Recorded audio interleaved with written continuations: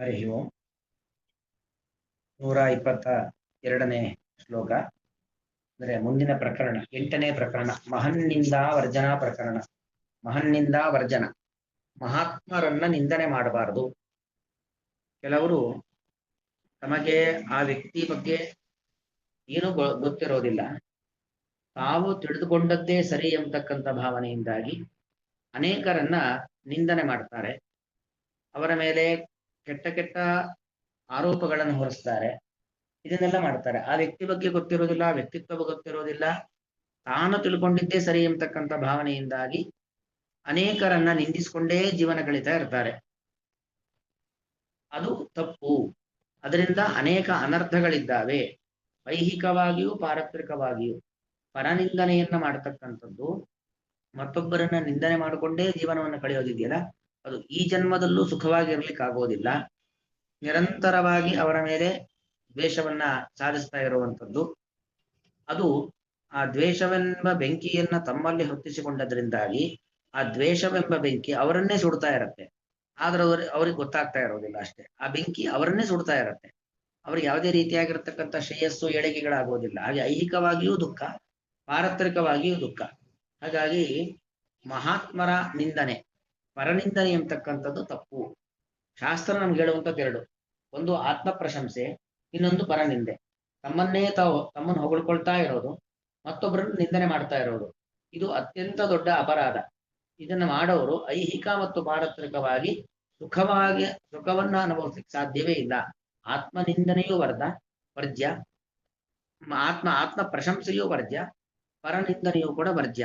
ಎಲ್ಲೂ ಕೂಡ ನಮಗೆ ಭಾಗವತ ಧರ್ಮಗಳು. ಇಲ್ಲಿ ಮುಖ್ಯವಾಗಿ ಅಂತಹ ಪರರು, ಅದರಲ್ಲೂ ಮುಖ್ಯವಾಗಿ ಮಹಾತ್ಮರು, ಅಂಥವರನ್ನು ನಿಂದನೆ ಮಾಡಲೇಬಾರದು ಎಂಬತಕ್ಕಂಥ ವಿಚಾರವನ್ನ ಸಮರ್ಥನೆ ಮಾಡ್ಲಿಕ್ಕೋಸ್ಕರವಾಗಿ ಮಹನ್ನಿಂದ ವರ್ಜನ, ಮಹಾತ್ಮರನ್ನ ನಿಂದನೆ ಮಾಡುವಂಥದ್ದನ್ನು ಬಿಡಬೇಕು. ಅದರ ಅನರ್ಥಗಳು ಬಹಳಷ್ಟಿದ್ದಾವೆ ಅನ್ನೋದನ್ನು ತೋರಿಸಲಿಕ್ಕೋಸ್ಕರವಾಗಿರತಕ್ಕಂಥ ಪ್ರಕರಣ. ಅಲ್ಲಿ 122 ಈ ಪ್ರಕರಣದ ಮೊದಲನೇ ಶ್ಲೋಕ. ಕಥಂ ಸುತಾಯ ಪಿತೃಗೇಹ ಕೌತುಕಂ ನಿಶಮ್ಯ ದೇಹ ಸ್ವರವರ್ಯನೇಂಗತೆ ಅನಾಹುತ ಅಪ್ಯಭಿಯಾಂತಿ ಸೌಹೃದಾ ಭರ್ತುರ್ಗುರೋ ದೇಹ ಕೃತಶ್ಚ ಕೇತನಂ.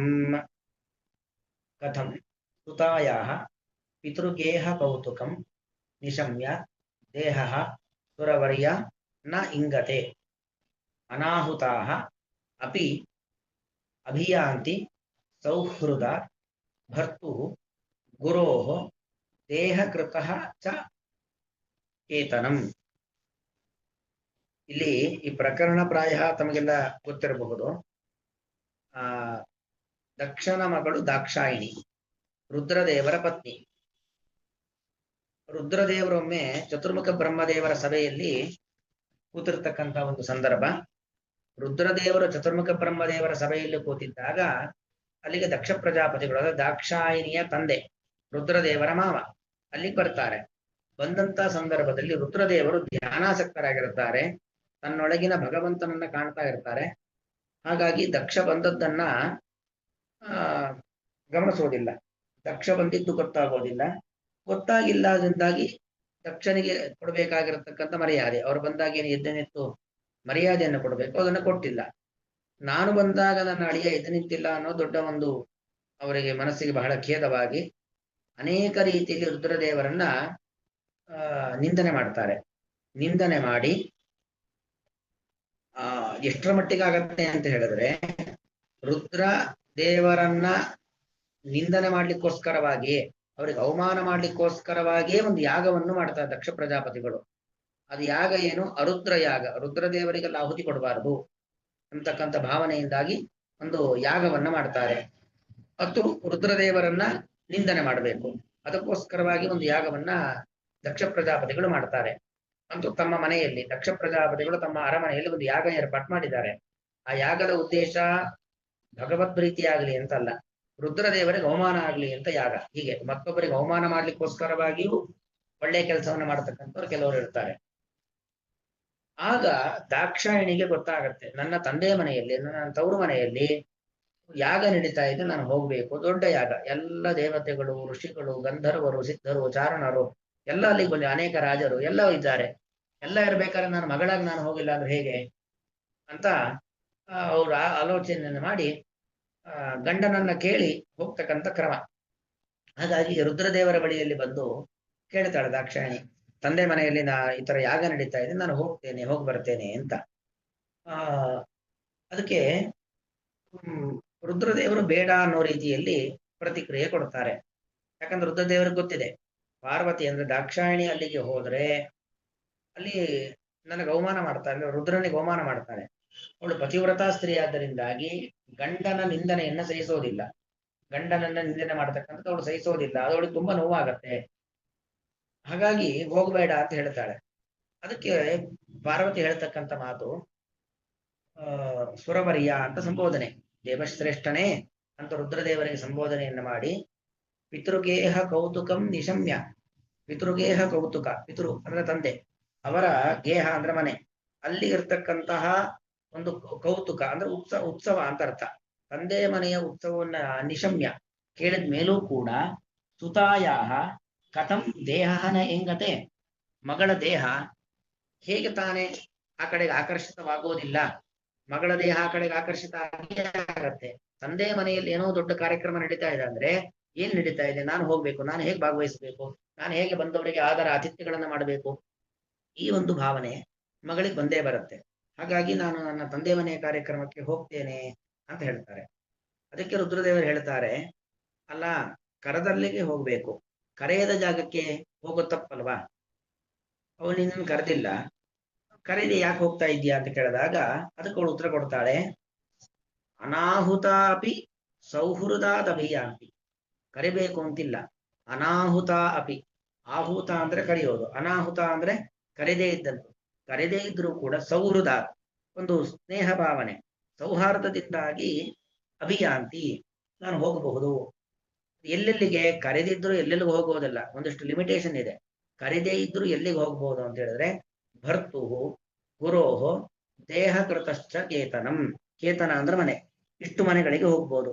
ಕೇತನಂ ನಾಮ ಗೃಹಂ, ಯಾರ್ಯಾರ ಮನೆಗೆ ಹೋಗ್ಬೋದು, ಭರ್ತುಹು ಗಂಡನ ಮನೆ, ಏನೋ ಒಂದ್ ಕಡೆಗೆ ಎಲ್ಲೋ ಒಂದ್ ಕಡೆಗೆ ಹೋಗಿರೋದು, ತವ್ರ ಮನೆಗೋ ಮತ್ತೊಂದು ಬಂಧು ಬಾಂಧವರ ಮನೆಗೋ ಹೋಗಿರೋದು, ಹೋಗಿ ಗಂಡ ಕರೆದೇ ಇಲ್ಲ ನಾನ್ಯಾಕೆ ಹೋಗ್ಬೇಕು ಅಂತ ಅಲ್ಲೇ ಕೂತ್ ಬಿಡೋದಲ್ಲ, ಹೇಗೆ ಹೋಗಿರ್ತಾರೋ ಅದೇ ರೀತಿಯಲ್ಲಿ ವಾಪಸ್ ಬರತಕ್ಕಂಥದ್ದು.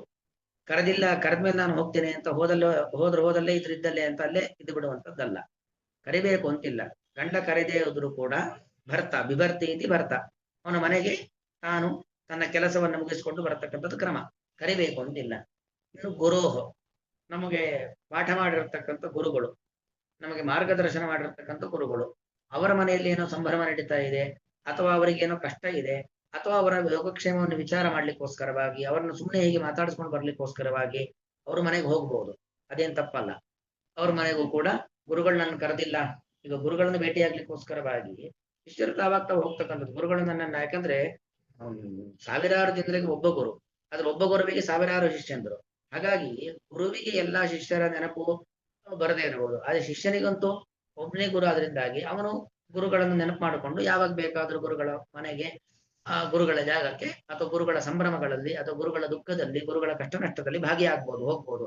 ಗುರುಗಳು ಕರೆದೇ ಇಲ್ಲ, ಪಾಪ ಅವರೇನೋ ಅನಾರೋಗ್ಯದಿಂದ ಆಸ್ಪತ್ರೆಯಲ್ಲಿ ಇದ್ದಾರೆ, ಹೋಗಿ ನೋಡ್ಕೊಂಡ್ ಬರೋಣ ಅಂತ ಯಾರು ಹೇಳಿದಾಗ ಕರೆದೇ ಇಲ್ಲ ನಾವ್ಯಾಕೆ ಹೋಗ್ಬೇಕು ಅಂತಲ್ಲ, ಅವ್ರು ಹೋಗ್ಬೇಕಾದ ಕರ್ತವ್ಯ. ಹಾಗೆ ಗುರುಗಳ ಒಂದು ಸಮೀಪಕ್ಕೆ ಕರಿಬೇಕು ಅಂತಿಲ್ಲ, ಅನಾಹುತ ಅಪಿ, ಅವ್ರು ಕರೀದೇ ಇದ್ರು ಹೋಗ್ಬೋದು.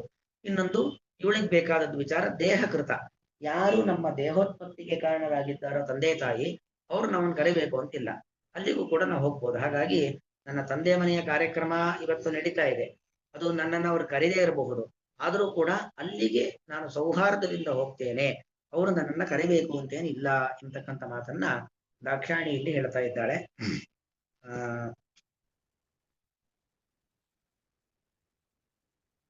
ವ್ಯಾಖ್ಯಾನ ಓದ್ತಾ ಇದ್ದೀನಿ.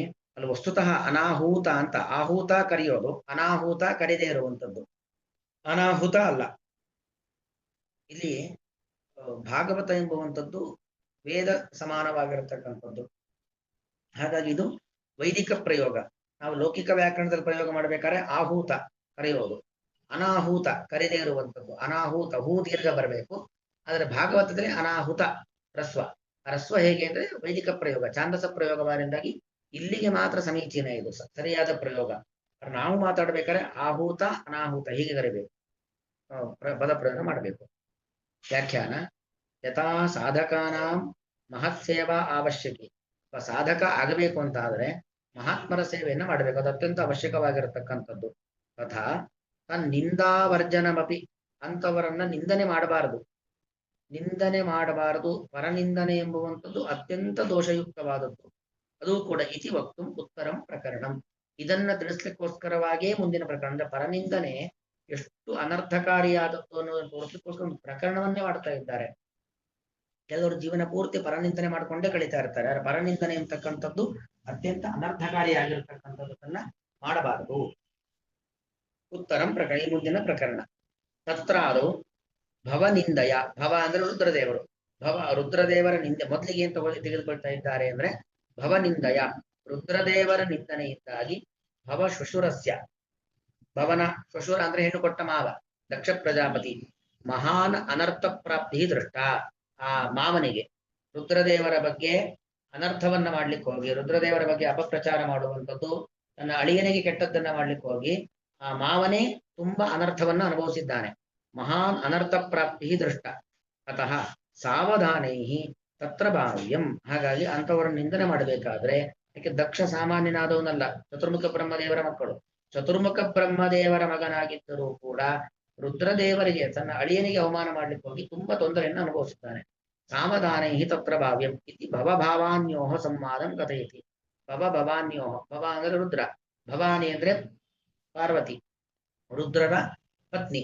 ಅವರಿಬ್ಬರ ಸಂವಾದವನ್ನ ಮೊದಲಿಗೆ ಒಂದು 3-4 ಶ್ಲೋಕಗಳಲ್ಲಿ ಇಲ್ಲಿ ಉಲ್ಲೇಖವನ್ನ ಮಾಡ್ತಾ ಇದ್ದಾರೆ. 4, 5, ಒಂದು 5 ಶ್ಲೋಕದಲ್ಲಿ ಬರುತ್ತೆ. ಇಲ್ಲಿ 6 ಶ್ಲೋಕದಲ್ಲಿ ಉಲ್ಲೇಖ ಮಾಡ್ತಾ ಇದ್ದಾರೆ. ಕಥಮಿತಿ, ಹೇ ಸುರವರ್ಯ ಭವಸುತಾಯಾಹ, ಹೇ ಸುರವರ್ಯ, ಅದಕ್ಕೆ ಈಕ್ವಲ್ಸು ಭವ. ಸುರವರ್ಯ ಅಂದ್ರೆ ಭವ, ರುದ್ರದೇವನೇ. ಸುತಾಯಾಹ ದೇಹ, ಮಗಳ ದೇಹವು. ಪಿತೃಗೇಹೆ, ತಂದೆಯ ಮನೆಯಲ್ಲಿ. ಭವತ್ ಕೌತುಕಂ, ಉಂಟಾಗು ಹಿಡಿದಿರ್ತಕ್ಕಂಥ ಕೌತುಕ ಎಂದ ಸಂಭ್ರಮ, ಹಬ್ಬ. ಅದನ್ನ ನಿಶಮ್ಯ, ಕೇಳಿಸಿಕೊಂಡು. ಕಥಂ ನೇಂಗತೆ, ಹೇಗೆ ತಾನೇ ಆ ಕಡೆಗೆ ಚಲನೆಯನ್ನು ಹೊಂದು, ಅಂದ್ರೆ ಸೆಳೆಯೋದು ಅಂತ. ನೇಂಗತೆ ಅಂದ್ರೆ ಹೇಗೆ ತಾನೇ ಸೆಳೆದೇ ಇರುತ್ತೆ, ಆ ಕಡೆ ಸೆಳೆತ ಆಗೇ ಆಗತ್ತೆ. ನ ಚಲತಿ, ಕಥಂ ನ ಚಲತಿ, ಚಲನ ಆಗೇ ಆಗತ್ತೆ, ಮನಸ್ಸು ಆ ಕಡೆಗೆ ಅರಿಯತ್ತೆ. ಆಹ್ವಾನಾಭಾವೇ ಕಥಂ ಗಮನಂ, ಕರೆದೇ ಹೇಗೆ ಹೋಗೋದು ಅಂದ್ರೆ ಕಥಂ ಗಮನಂ ಯುಕ್ತಂ ಸ್ಯಾತ್ ಇತಿ ತತ್ರ ಅನಾಹುತ ಅಪಿ. ಕರೆದೇ ಇದ್ದರೂ ಕೂಡ ಸೌಹೃದಾದೇವ ಗಚ್ಚಂತಿ, ಸೌಹಾರ್ದದಿಂದಲೇ ಹೋಗಬಹುದು. ಅನ್ವಯ ಸುರವರ್ಯ ಪಿತೃಗೇಹ ಕೌತುಕಂ ನಿಶಮ್ಯ ಸುತಾಯಾಹ ದೇಹಃ ಕಥಂ ನೇಂಗತೆ. ಅನಾಹುತ ಅಪಿ ಸೌಹೃದಾತ್ ಭರ್ತುಃ ಗುರೋಃ ದೇಹಕೃತಶ್ಚೇತನಂ ಅಭಿಯಾಂತಿ. ಇಲ್ಲಿಗೆ ಹೋಗಬಹುದು ಎಂಬುದ ಅರ್ಥವನ್ನು ಹೇಳ್ತಿದ್ದಾರೆ. ಅನಾಹುತ ಕಥಂ ಸುತಾಯ ಪಿತೃಗೇಹ ಕೌತುಕಂ ನಿಶಮ್ಯ ದೇಹ ಸುರವರ್ಯ ನೇಂಗತೆ. ಅನಾಹುತ ಅಪ್ಯಭಿಯಾಂತಿ ಸೌಹೃದಾತ್ ಭರ್ತುರ್ಗುರೋರ್ದೇಹ ಕೃತಶ್ಚೇತನಂ. ಶ್ರೀ ಕೃಷ್ಣಾರ್ಪಣಮಸ್ತು.